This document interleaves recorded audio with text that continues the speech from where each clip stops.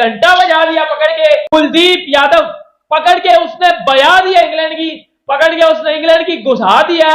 बैस ball का officially घंटा बजा दिया पकड़ के, जब कुलदीप यादव, रविचंद्रन अश्विन और जो वो रविंद्र जडेजा ने पकड़ के। कुलदीप यादव ने बिल्कुल तबाही मचा के रख दिया है और डिस्ट्रॉय करके रख दिया इंग्लैंड को इस सेशन में। और खास करके जो 1 घंटे के बाद का जो खेल था उसमें तो भाई कमाल करके दिखा दिया। 175 पे 3 आउट थे और 183 पे 8। कुलदीप यादव का नाम तो आपने सुना होगा।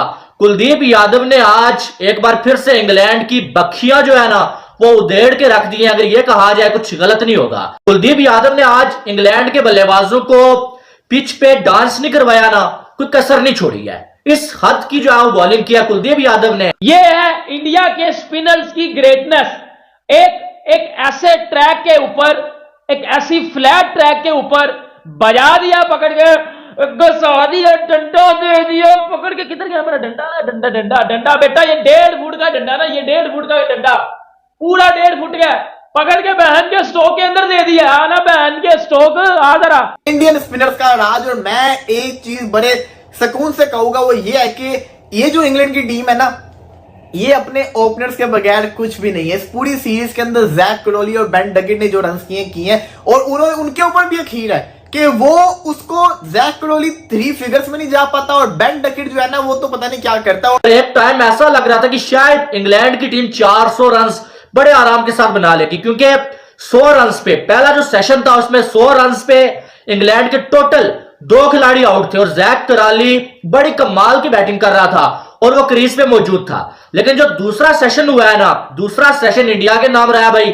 और दूसरे सेशन में कुलदीप यादव, जडेजा और आर अश्विन ने मंजी ठोक के रख दिया इंग्लैंड की, अगर ये कहा जाए कुछ गलत नहीं होगा। जय हिंद दोस्तों, जैसा कि दोस्तों आपको पता ही है, भारत और इंग्लैंड के बीच में 5 मैचों की टेस्ट सीरीज चल रही है। इंग्लैंड की टीम ने पहले बल्लेबाजी करते हुए जैसे तैसे 200 का स्कोर खड़ा किया। उसके बाद में भारत की टीम बैटिंग करने आई तो भारत की टीम का 135 पे 1 है। यशस्वी जायसवाल 50 लगाकर आउट हो गई है और अभी रोहित शर्मा और सुमन गिल की रही है। और भारत ये बिल्कुल जरूरत नहीं पड़ने देगा। भारत इस पारी में 500 से 550 का स्कोर खड़ा करके 94 रन के अंदर 6 खिलाड़ियों को आउट कर दिया।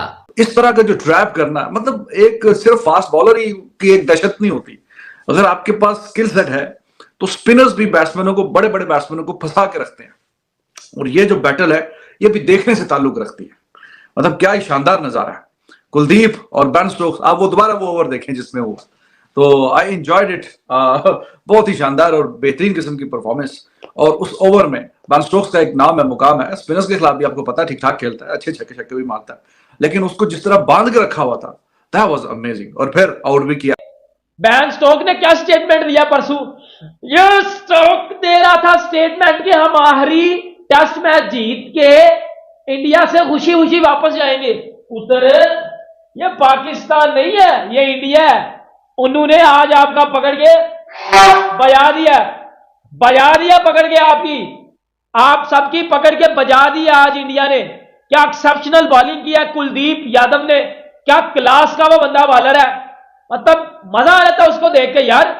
लेकिन एक मोमेंट आता है 180 पे 8 हो जाते हैं, बजा देता पकड़ के कुलदीप यादव, बजा देता पकड़ के रविचंद्रन अश्विन। देखिए रोहित शर्मा की भी तारीफ बनती है। कुलदीप यादव को सही टाइम के ऊपर लेकर आए और जिस टाइम के ऊपर लेकर आए उसने उस टाइम के ऊपर डिलीवर भी किया। ये बहुत बड़ी चीज होती है। और आप ये देखिए कुलदीप को हिट करना आसान नहीं। आप कुलदीप को एक दफा हिट कर देंगे लेकिन आप बार बार कुलदीप यादव को हिट नहीं कर सकते। और जिस किस्म का वो स्पिनर है। बेन डकेट की बात करें, कुलदीप यादव ने आउट किया और क्या लाजवाब किस्म का वो कैच पकड़ा है यार शुभमन गिल ने। लाजवाब, इस सीरीज का सबसे बेहतरीन कैच वो था, अगर ये कहा जाए ना तो कुछ गलत नहीं होगा। शुभमन गिल हमेशा स्लिप में नजर आते हैं, लेकिन ये आगे भी जो आप बहुत कमाल की जो है ये फील्ड करते हैं। मैदान में कहीं भी इनको खड़ा करें ना शुभमन गिल को, ये बहुत कमाल का ये फील्डर है। और आज का जो कैच था ना, एक अनबिलीवेबल कैच था, तारीफ के काबिल वो कैच था। तो यही होता है कि जब आप किसी एक बॉलर के अगेंस्ट कंफर्टेबल नहीं होते ना, तो आप सारी मतलब कोशिश करते हैं किसी ना किसी तरीके से जान छूट जाए, किसी ना किसी तरीके से। तो उसने शॉट्स मारने की भी कोशिश की, 1-2 कामयाब भी हुआ, 1-2 बार छक्के भी लगे। लेकिन फिर आप कितनी देर बचेंगे, कितनी देर आप बचेंगे?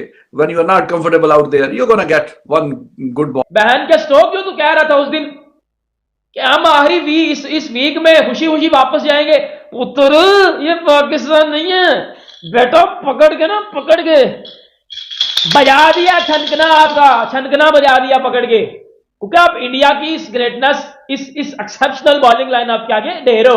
अभी बुमराह ने कुछ नहीं किया, अभी सिराज ने कुछ नहीं किया, अभी सिर्फ एक बंदे ने किया, उसका नाम है कुलदीप यादव। न्यूजीलैंड को एक पारी से हराएगा। इससे आप अंदाजा लगा सकते हैं कि जो बेसबॉल हो रहा था पहले टेस्ट में ही भारत वो हार चुकी थी, उसी से पूरे इंग्लैंड के खिलाड़ी, पूर्व क्रिकेटर भारत के ऊपर काफ़ी क्रिटिसाइज कर रहा था कि बेसबॉल के सामने इंडिया बिल्कुल नहीं टिक पाएंगे, क्योंकि इंडिया के मैदानों में 17 साल हो गए यहाँ पर तो कोई भी टीम से जीत करने की। तो बेसबॉल का मानना था कि हम यहाँ पर जाएंगे और इंडिया को 0 से वाश करेंगे, वाइट वाश करेंगे। इसी प्रकार से दूसरे टेस्ट में इंडिया ने वापसी की, जैसे जायसवाल, कुलदीप, रोहित शर्मा और बहुत सारे ऐसे खिलाड़ियों ने ऐसा डेब्यू किया इस मैच में, और पूरे सीरीज में उन्होंने बेसबॉल का जनाजा निकाल दिया। बेसबॉल का जनाजा तो यशस्वी जायसवाल उन पर भारी पड़ा। इस सीरीज में सबसे ज़्यादा 5 रन उन्होंने बनाए, 2-2 सेंचुरियाँ मारी, डबल सेंचुरियाँ मारी। इस प्रकार से कह सकते हैं कि बेसबॉल का जनाजा पूरी तरह से निकल चुका है, और अब बेसबॉल की जो आवाज़ें वो बिल्कुल डाउन हो चुकी हैं। वहाँ के पूर्व एक्स क्रिकेटर सभी की आवाज़ें बिल्कुल दब चुकी हैं, उनके सामने कहने को कुछ नहीं है। वो बस बहाने बना रहे हैं कि इंडिया के पिच ऐसे हैं, इंडिया के पिच वैसे हैं। जब इनके देश में जाते हैं तो वहाँ पर ये बिल्कुल चुप रहते हैं, वहाँ पर इनकी चलाते हैं और बेईमानी करने की पूरी कोशिश करते हैं। यहाँ पर पूरी फ्रीडम है, पर ये अब नखरे दिखा रहे हैं, बहाने बना रहे हैं। इनको बेसबॉल तो अब टिक ही नहीं रहा यहाँ पर, तो ये क्या कर सकते हैं। इनका तो मानना यह है कि इंडिया के पिच बहुत ही क्रिटिसाइज करते हैं। पहले भी वर्ल्ड कप में इंग्लैंड की टीम बहुत ही खराब परफॉर्म की वजह से 8-10वां स्थान पर रही थी, तो इंग्लैंड की टीम पूरे मैच आ रही थी। तो जब भी इन्होंने इंडिया के मैदानों को क्रिटिसाइज किया था, बस ये अपने ऊपर ध्यान नहीं देके दूसरों पर ब्लेम डालते हैं, ये कभी परफॉर्म नहीं कर पाते हैं इंडिया में। यहाँ पर बेसबॉल का जनाजा बिल्कुल अच्छी तरह से निकल चुका है, और ये कहने वाली कोई गलत बात नहीं है, बिल्कुल सच है। बेसबॉल 2-4 देशों में डोमिनेट करके आई थी, ऑस्ट्रेलिया, अफ्रीका, न्यूजीलैंड और भी पाकिस्तान। इन चारों टीमों को बेसबॉल ने अच्छी तरीके से धोया था, पर उनका बेसबॉल का जनाजा रोहित शर्मा की टीम ने निकाल दिया है।